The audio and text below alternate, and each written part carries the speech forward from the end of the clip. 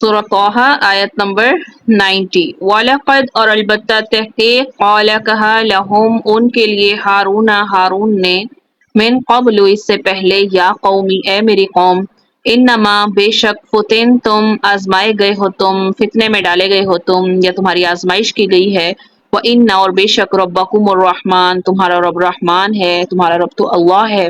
واتبعونی تو میری اتباع کرو واطیعوا اور مانو امری میرا حکم مانو قالو کہا انہوں نے لن نبرحا ہمیشہ ہم رہیں گے لن کے معنی ہوتے ہیں ہرگز نہیں نبرحا ہم رہیں گے علیہ اس پر عاکفین ہمیشہ اعتکاف سے ہے عاکفین ہمیشہ معتکف حتیٰ یہاں تک کہ یرجع لوٹ آئے الینا ہماری طرف موسیٰ تو وہ کیا کہنے لگے جب تک ہمارے پاس موسیٰ واپس نہ آئیں ہم تو اس کی پوجا پر قائم رہیں گے انہوں نے کیا کہا ہم ہمیشہ رہیں گے اسی پر بیٹھے یعنی جو کچھ ہم کر رہے ہیں ہم اسی پر رہیں گے جب تک موسیٰ واپس نہیں آ جاتے جب یہ لوگ گوالہ پرستی میں مبتلا ہونے لگے تو اس وقت ہارون علیہ السلام نے بر وقت ان کو تنبیہ کی تھی کہ یہ جو بچڑا ہے یہ قطعاً تمہارا الہ نہیں ہے تمہارا الہ صرف وہی ذات ہو سکتی ہے جو تمہارا خالق و مالک تمہارا پروردگار ہے تو اس گائے پرستی سے باز آ جاؤ میری بات مان لو لیکن سامری کا فریب ایسا تھا کہ انہوں نے بگڑی ہوئی قوم جو تھی بلا سیدنا ہارون علیہ السلام جیسے نرم مزاج آدمی کے حکم کو کیا سمجھتی تو کہنے لگی کہ تم آرام سے بیٹھو اپنی خیر مناؤ موسیٰ آئے گا تو دیکھی جائے گی ہم تو اس کام کو چھوڑنے کو بالکل بھی تیار نہیں ہیں قال یا ہارون کہا اے ہارون ما منعک کس چیز نے منع کیا تجھے اذ رأیتہم جس وقت دیکھا تھا تو نے ضلوا ان کو گمراہ ہوئے تو پھر موسیٰ نے ہارون علیہ السلام سے کیا کہا کہ ہارون جب تم نے ان کو دیکھا تھا کہ وہ گمراہ ہو گئے ہیں تو تم کو کس چیز نے روکا تھا اللہ تتبعن اس سے کہ نہ میری پیروی کر افعصیت کیا نافرمانی کی تو نے امری میرے حکم کی یعنی اس بات سے کہ تم میرے پیچھے چلے آؤ بھلا تم نے میرے حکم کے خلاف کیوں کیا قال کہا یبن ام اے بیٹے میری ماں کے لا تأخذ مت پکڑ بلحیتی میری داڑھی ولا برأسی اور نہ میرا سر پکڑ انی بے شک میں خشیتو میں ڈرا ان تقولا کہ یہ تو کہے فرقت جدائی ڈال دی بین بنی اسرائیل کے درمیان ولم اور نہیں ترقب انتظار کیا قولی میری بات کا تو وہ کہنے لگے بھائی میری داڑھی اور سر کے بالوں کو نہ پکڑیے میں تو آپ سے ڈرا کہ آپ یہ نہ کہیں کہ تم نے بنی اسرائیل میں تفرقہ ڈال دیا اور میری بات کو ملحوظ خاطر نہ رکھا تو موسیٰ علیہ السلام قوم کی طرف سے یہ عذر سن کر اس غصے کی حالت میں اپنے بھائی ہارون کی طرف متوجہ ہوئے اور غضب میں ان کی داڑھی اور سر کے بال پکڑے اور کہنے لگے میں تمہیں اپنا نائب بنا کر نہیں گیا تھا اور یہ تاکید نہیں کی تھی کہ ان لوگوں کے حالات پر کڑی نظر رکھنا تو پھر جب تم نے انہیں شرک میں مبتلا ہوتے دیکھا تھا تو تم نے انہیں منع کیوں نہ کیا تھا آخر وہ کون سی بات تھی جو تمہارے آڑے آ گئی تھی اور تم نے انہیں منع بھی نہ کیا کیا تم میری اس تاکید کو بھول گئے تھے کہ اس بگڑی ہوئی قوم پر نظر رکھنا ان کی اصلاح کی پوری کوشش کرتے رہنا تو اب ہارون علیہ السلام اگرچہ عمر میں بڑے تھے ہاں مگر منصب کے لحاظ سے وہ چھوٹے تھے سیدنا موسیٰ علیہ السلام ایک جلالی طبیعت کے مالک تھے سخت جوش غضب میں تھے تو اسی غضب سے مغلوب ہو کر انہوں نے سیدنا ہارون علیہ السلام کی داڑھی اور سر کے بالوں کو پکڑا تھا تو سیدنا ہارون علیہ السلام بڑے تحمل سے کہنے لگے کہ پہلی میری بات سن لو میری داڑھی پکڑ کر دشمنوں کو مجھ پر ہنسنے کا موقع نہ دو بات یہ تھی کہ جب یہ لوگ شرک میں مبتلا ہوئے تو میں نے انہیں پوری سختی سے روکا تھا لیکن اکثریت اس شرک میں مبتلا تھی تو انہوں نے مجھے دبا لیا یعنی ان کی بات زیادہ بھاری تھی اور مجھے جان سے مار ڈالنے کے درپے ہو گئے تھے تو ان میں اکثر میرے دشمن بن گئے تھے اب اگر میں اسی معاملے میں مزید سختی اختیار کرتا تو نتیجہ کیا ہوتا کہ جنگ چھڑ جاتی پھر ان کی اصلاح کی کوئی بھی صورت باقی نہ رہتی تو مجھے بھی تمہارے ہی انتظار تھا کہ تم آؤ تو تم سے مشورے پر ان لوگوں کا کیا علاج ہونا چاہیے وہ معلوم ہو جائے، کیونکہ اللہ تعالیٰ نے آپ کو ملاقات کے لیے بلایا تھا۔ قال کہا، فما پس کیا ہے، خطبو کا تیرا حال یا سامری اے سامری، پھر سامری سے کہنے لگے سامری تیرا کیا ماجرا ہے؟ قال کہا، بصورتا میں نے دیکھا، بما اس کو جو لم یبصرو نہیں دیکھا انہوں نے، بھی اس کو، فقبضت پس بھر لی میں نے، قبضے میں لے لی، قبضتن ایک مٹھی خاک کی، من اثر الرسول اثر قدم، اثر الرسول بھیجے ہوئے کے قدموں سے۔ اس نے کہا کہ میں نے تو اس چیز کو دیکھا جو اوروں نے نہیں دیکھا، میں نے تو فرشتے کے، رسول سے مراد یہاں فرشتہ لیں گے، میں نے تو فرشتے کے نقش جہاں پڑے تھے وہاں مٹی کی ایک مٹھی بھر لی تھی۔ فنا بس تو پس ڈال دیا میں نے اس کو اس میں، یعنی بچڑے کے دل میں ڈال دیا، وقت ذالک اور اسی طرح سولت اچھا دکھایا، لی مجھے نفسی میرے نفس نے، یعنی مجھے میرے جی نے اس کام کو بڑا اچھا بتایا۔ تو سیدنا موسیٰ علیہ السلام اپنی قوم سے پھر اپنے بھائی ہارون سے مخاطب ہونے کے بعد اب سامری سے مخاطب ہوئے اور کہنے لگے بتاؤ سامری یہ کیا معاملہ ہے؟ تو واضح رہے کہ قرآن نے یہاں خطبہ کا لفظ استعمال کیا ہے، ٹھیک ہے، یہاں پر دیکھیے خطبہ، قال فما خطبہ تیرا کیا حال ہے؟ تو خطبہ یہ لفظ جو ہے یہ کسی ناگوار صورتحال کو دریافت کرنے کے لیے پوچھا جاتا ہے، اور یہ سامری اگرچہ سیدنا موسیٰ علیہ السلام پر ایمان لے آیا تھا مگر وہ ایک منافق تھا، فتنہ پرور تھا، ہوشیار انسان تھا جو کفر اور شرک کو اپنے دل میں چھپائے ہوئے تھا۔ تو موسیٰ علیہ السلام کی کھل کر مخالفت تو نہیں کر سکتا تھا مگر اس طاق میں رہتا تھا کہ کوئی موقع ملے تو قوم کو پھر سے اپنے آبائی دین یعنی گائے پرستی کی طرف لے جائے۔ تو موسیٰ علیہ السلام کی غیر موجودگی میں اسے ایسا موقع میسر آیا تو موسیٰ علیہ السلام کے سوال کرنے پر کہنے لگا بات یہ کہ میں نے ایک ایسی چیز دیکھ لی تھی جسے دوسرے نہیں دیکھ سکتے تھے، اور وہ یہ تھی کہ فرعون کی موت کے وقت جب جبرائیل علیہ السلام آئے تھے تو میں نے ان کی آمد کو محسوس کر لیا تھا اور ان کے پاؤں کے نیچے سے مٹھی بھر مٹی اٹھا لی تھی، تو جب میں نے بچڑے کی شکل بنائی تو اس میں یہ مٹی بھر دی، تو یہ اس مٹی کی کرامت تھی کہ جب بچڑا تیار کیا گیا تو اس میں سے بچڑے کی آواز آنے لگی، اور یہ سب کچھ میں نے اس لیے کیا کہ میں اس کی مٹی کی کرامت دیکھنا چاہتا تھا۔ یہ تو سامری کا وہ بیان تھا جو اس نے موسیٰ علیہ السلام سے کہا، جبکہ حقیقت کیا تھی کہ ان کی آزمائش تھی، اور دوسرا وہ جو تھا سامری وہ موسیٰ کی غیر موجودگی میں خود لیڈر بننا چاہتا تھا، ہوشیار آدمی تھا، اور ہارون علیہ السلام کو کمزور دیکھ کر اس نے اپنی ہوشیاری سے اپنے لیے میدان ہموار کیا، لوگوں کو اپنی طرف راغب کرنا چاہا، یعنی سامری کا اصل مقصد موسیٰ علیہ السلام کے مقابلے میں اپنی لیڈری چمکانا تھا، تو اس کے لیے ضروری تھا کہ موسیٰ کو راستے اور ان کے غرض اور ان کے مقاصد کو اس سے الگ کر دیا جاتا، تو اس لیے قوم کے دل میں پھر سے اس نے گائے پرستی ڈال دی اور یہ کہ وہ اس سے مانوس ہونے لگے۔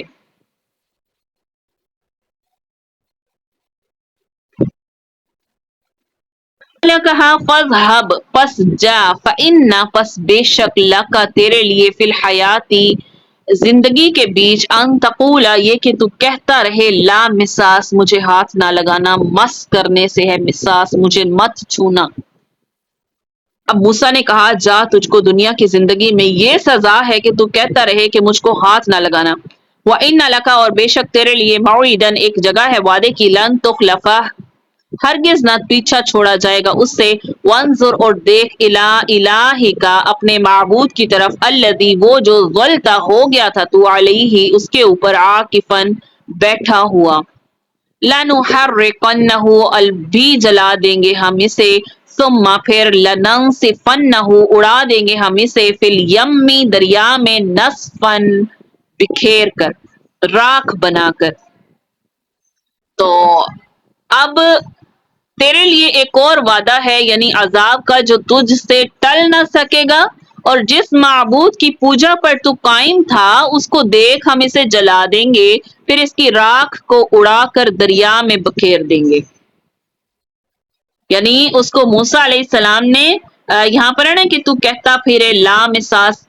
قال فذهب پس تو جا، تو دنیا میں تیری جو زندگی باقی رہ گئی ہے تو یہ کہتا رہے کہ مجھے کوئی ہاتھ نہ لگائے، یعنی کہ موسیٰ علیہ السلام نے اچھوت قرار دے دیا کہ کوئی شخص اس سے کسی قسم کا بھی کوئی تعلق نہ رکھ سکے۔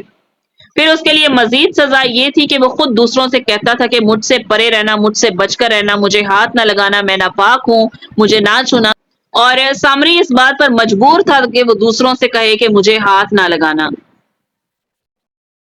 اور ساتھ ہی موسیٰ نے اسے یہ بھی بتلا دیا کہ یہ نہ سمجھنا کہ تمہارے اس جرم کی سزا پوری ہو گئی، بلکہ آخرت میں جو تمہیں عذاب ہونے والا ہے وہ کبھی تم سے ٹل نہیں سکے گا۔ تو اس کا جو بہتر مفہوم بعض علماء نے کیا وہ یہ ہے، جو بہتر مانا جاتا ہے کہ اللہ تعالیٰ نے سامری پر لوگوں کی قربت کو حرام کر دیا تھا۔ وہ جب بھی کسی کو چھوتا تھا تو دونوں کو شدید بخار آ جاتا تھا، اس لیے کسی آدمی کو اپنے سے قریب ہوتے دیکھ کر بھاگ پڑتا تھا اور چیخنے لگتا تھا کہ میرے قریب نہ آنا۔ وہ شہر سے نکل کر جنگل میں چلا گیا اور جانوروں کی سی زندگی گزارنے لگا اور اسی حال میں وہ مر گیا۔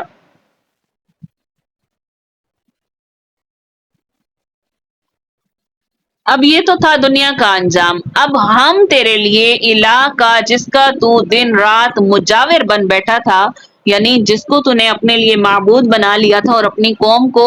راہ راست سے ہٹا دیا تھا، یہ حشر کرنے والے ہیں کہ اس سونے اور مٹی کے بت کے ہم پہلے ٹکڑے ٹکڑے کریں گے۔ موسیٰ علیہ السلام کہہ رہے ہیں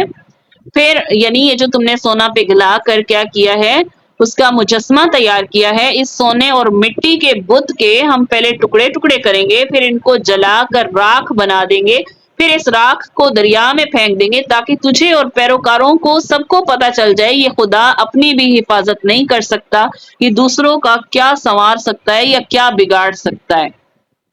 اس لیے یہاں پر انہوں نے فرمایا تھا لَنُحَرِّقَنَّهُ ثُمَّ لَنَنسِفَنَّهُ فِي الْيَمِّ نَسْفًا، ہم اسے جلا دیں گے اور اس کو راکھ بنا کر دریا میں بکھیر دیں گے۔